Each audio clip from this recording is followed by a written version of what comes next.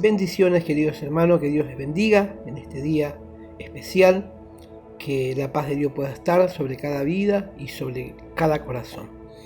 Bueno, en esta tarde me gustaría compartir con usted una enseñanza sobre lo que es nuestra visión de trabajo, nuestra estrategia de trabajo. G12, el sello de la visión. ¿Por qué es importante tener los 12? ¿Cuál hubiera sido el resultado del cristianismo o quiénes habrían escrito el Nuevo Testamento si Jesús no hubiese escogido a sus 12? Si el Señor no hubiese permitido que Jacob tuviese 12 hijos, no hubiesen existido las 12 tribus de Israel.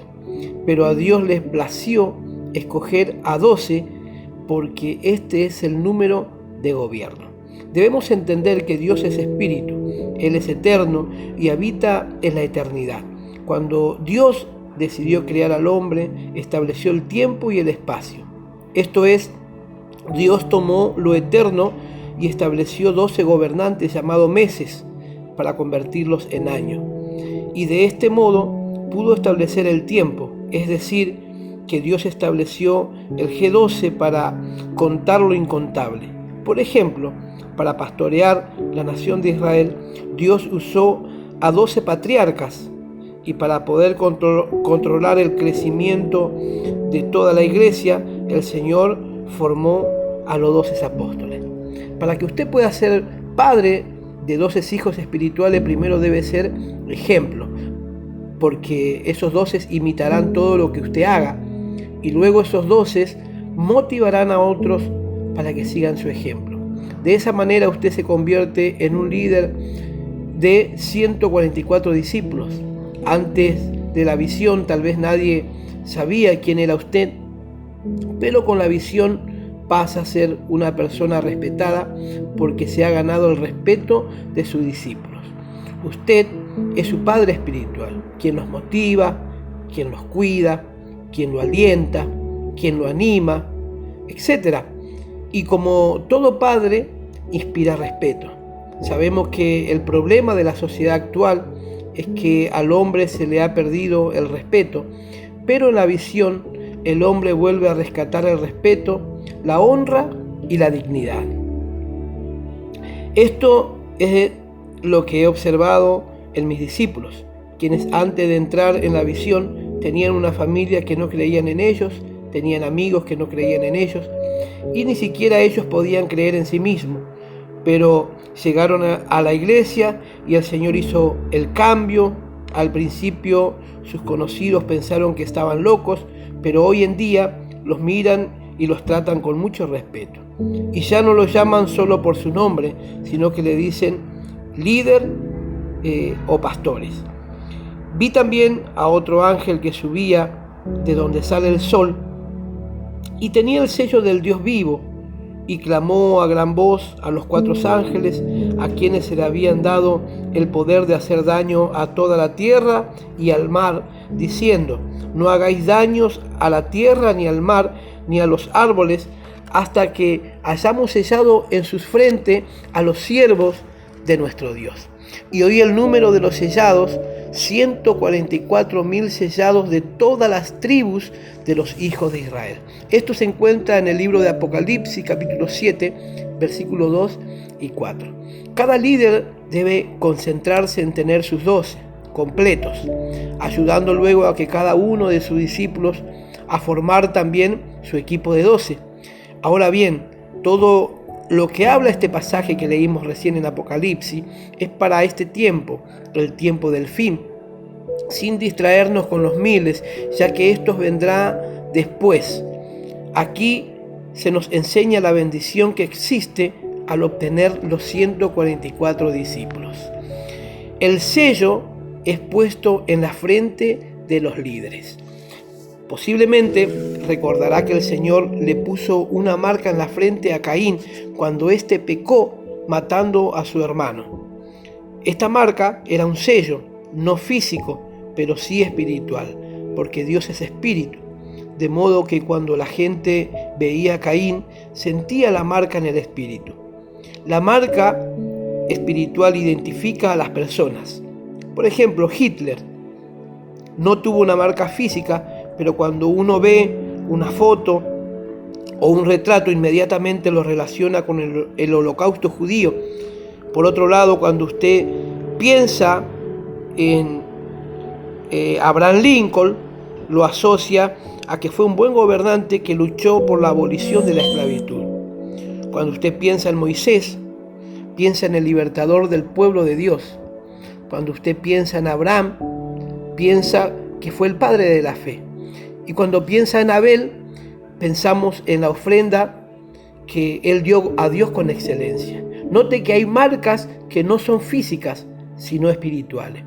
En nuestra sociedad consumista, todos los establecimientos comerciales tienen una marca que los identifica. La marca es la expresión externa del producto interno, razón por la cual estas son las que atraen a la clientela. Del mismo modo, en el mundo espiritual hay marcas, y eso Satanás, nuestro adversario, lo sabe perfectamente. Él conoce el valor de tener una marca, por eso intenta marcar las vidas desde la niñez. Él usa los traumas para marcar a las personas con el rechazo, atrayendo espíritu de temor, de desamor, de inseguridad, etc. Por tal motivo, aquellos que han experimentado un fracaso en el pasado son muy propensos a que esto se repita en sus vidas. Por esto, cuando una persona ha sido víctima de algún trauma, aunque haya ocurrido en la niñez, ya tiene una marca en su vida y esa marca es espiritual. Por lo tanto, atrae a ciertas fuerzas de maldad que son las que oprimen sus vidas en todo tiempo. Y esto significa que en el mundo espiritual los demonios ven la marca y esto es lo que los atrae. Por eso es que a causa de un trauma, los demonios de inseguridad, de complejo o de inferioridad, o de temor o de duda, de angustia, de desamparo, llegan a ser atraídos a una persona llena de amargura, atrae el odio y la venganza. Una persona iracunda atrae la violencia. Una persona negativa atrae el suicidio. Fíjese que nadie puede verlas en lo físico, pues ellas son espirituales. Y aunque la apariencia por fuera sea agradable, cuando las marcas internas son negativas, atraen a las fuerzas espirituales de opresión. ¿Y qué es lo que el Señor quiere hacer al respecto? En la parábola del buen samaritano, el Señor enseña que Él vino a vendar las heridas del corazón. Él primero sana, quitando toda marca negativa para poder poner el sello de su espíritu en los corazones de sus hijos. Tal como sucede en el mundo natural, sucede en lo espiritual. Pero este pasaje en Apocalipsis habla de una marca que reciben los hijos de Dios. Esa marca es espiritual. Es una unción y una gracia que da Dios, que el Señor nos entrega y que va acompañada de santidad, de multiplicación y de autoridad. Va acompañada de santidad, de multiplicación y de autoridad. Estos son los mismos principios o bendiciones que Dios le ha dado a Adán y a Noé. Es la misma marca que Dios puso en ellos cuando les dijo: fructificad, multiplicad y señoread. Cuando usted tiene la marca de la unción de Dios, no le es difícil el crecimiento. Tampoco necesita esforzarse para que las multitudes le sigan, ya que la gente correrá a usted a causa del nombre de Dios. Eso es lo que sucede a aquellos que están completamente en la visión. Dios le da una unción y una gracia especial para poder influenciar en la gente, y se cumple la promesa en la cual dice que el pequeño vendrá a ser 1000 y el menor un pueblo fuerte. Posiblemente usted sienta que trae un letrero que dice fracaso en su frente. Debe entender que el fracaso no es una bendición y que Dios no lo quiere. No quiere que usted lleve una vida viva como una persona en fracaso. Cuando una persona entra en la visión, la primera marca que recibe es la de la compasión por la gente. El profeta Ezequiel tuvo una visión en la que veía un ángel con un tintero, el cual debía sellar la frente de aquellas personas que gemían por el pueblo. Es decir, que la marca es dada a aquellos que sienten compasión. Para obtener sus 12, usted debe haber sentido compasión, porque ellos son el resultado de sus oraciones, de sus ruegos, de sus súplicas, para poder ganarlos. Las personas que usted tiene en su célula no llegaron por casualidad o por simpatía, sino que son el resultado de muchas lágrimas, de intercesión, de guerra espiritual, de haber limpiado los aires, de echar los demonios, etc. Además, para que perseveraran en la fe y en la visión, usted tuvo que sostenerlo en oración y en fe. Tremendo es lo que el Señor nos enseña en su palabra. El apóstol Pablo conocía el valor que tiene un alma, ya que las personas que él había ganado fueron primero engendradas en sus oraciones para luego recibir sus cuidados. El apóstol Pablo dijo en 1 Corintios 9:16: yo predico el evangelio no porque tenga deseo de recibir salario, sino porque Dios me ha confiado esta responsabilidad. Y ay de mí, decía el apóstol Pablo, si no predico el evangelio. Cuando uno recibe la visión, uno trabaja con toda el alma y con todo el corazón y con todas sus fuerzas, porque dentro suyo está el sello de la compasión. Y luego viene el sello en la frente con la renovación de mente. Cuando el Señor llamó a Abraham, le dijo: sal de tu tierra, sal de tu parentela y ve a la tierra que yo te mostraré. Abraham estaba aferrado a su nación, pero le creyó a Dios y él lo hizo padre de naciones. Dejó a su familia y Dios le dio las familias de la tierra. Dejó su territorio y Dios le entregó la tierra de Canaán. No tenía hijos y su edad era muy avanzada. Humanamente era imposible para que esta pareja de ancianos tuviera una familia, pero Dios les puso una marca a Abraham, padre de multitud, a Sara, princesa. No tenía lógica alguna que a dos ancianos al borde de la muerte y sin tener ningún heredero, Dios les colocara el letrero de padre y madre de multitudes. Esto implica cambiar el curso de la naturaleza, y el único que lo podía hacer era Dios. Abraham decidió creerle a Dios y pudo llamar las cosas que no son como si fuesen. Pudo dar vida a aquello que estaba muerto. Pudo ver en su mente el milagro de la multiplicación y a sus descendientes aumentando como la estrella del cielo. Nosotros, a causa de la fe, somos descendientes de Abraham y por lo tanto tenemos la misma marca dentro de nuestros corazones. Si somos capaces de creerlo, nuestra descendencia llegará a ser tan numerosa como la estrella del cielo y la arena del mar. El crecimiento de la iglesia no viene por casualidad, sino que es el resultado de una conquista en el lugar secreto. Allí es donde los ojos espirituales se abren y podemos ver las multitudes. Si tenemos una imagen clara del tamaño de nuestro ministerio, Dios se glorificará dándonos lo que nosotros deseamos.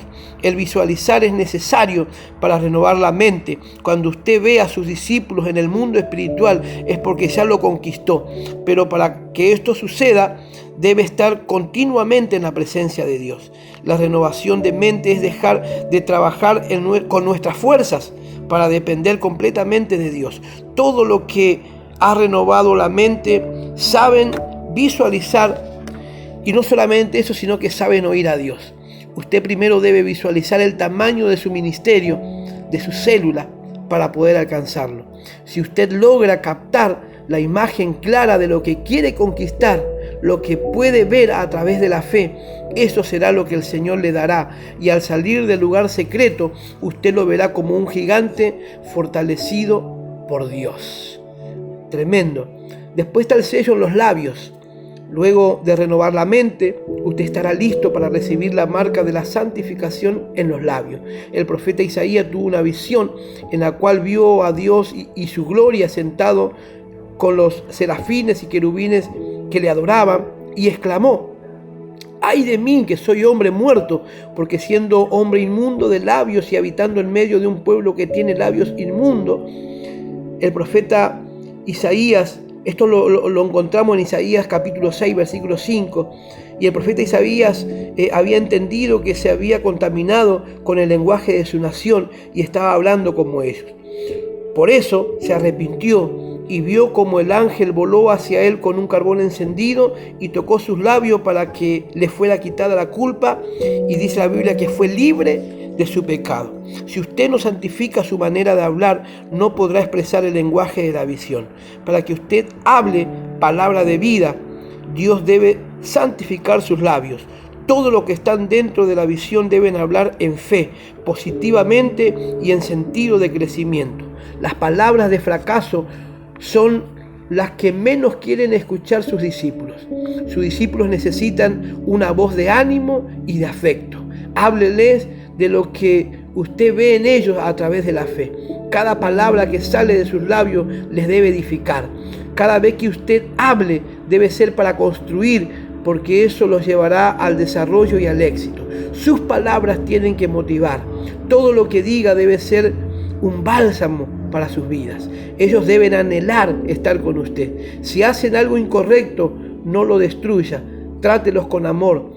Tenga en cuenta que un solo pensamiento negativo producido por sus palabras puede destruir todo lo que el Señor haya edificado durante años. El Señor llevó al profeta Ezequiel a un valle de huesos secos y le dijo: ¿vivirán estos huesos secos?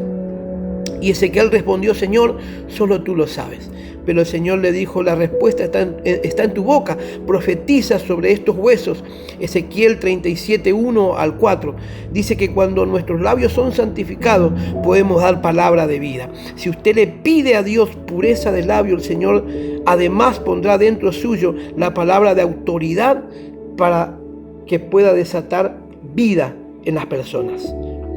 Y la multiplicación atrae a los 12 y los 12 traen los 144, y eso atrae la multiplicación generacional en la iglesia. Luego que sus 144 estén ardiendo en el espíritu, dice el pasaje: después de esto miré y he aquí una gran multitud, la cual nadie podía contar, de todas las naciones, tribus y lenguas, que estaban delante del trono de la presencia del Cordero, vestidos de ropas blancas, con palmas en las manos. Esto está en Apocalipsis 7, versículo 9. Note que la gran multiplicación viene después de haber establecido los 144. Ahí es cuando viene el sello de Dios en su frente.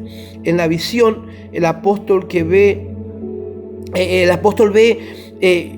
a cada uno de los 12 había cumplido su meta. Cada líder debía responder por 12,000. Lo mismo debe suceder con los que están implementando la visión, como nosotros.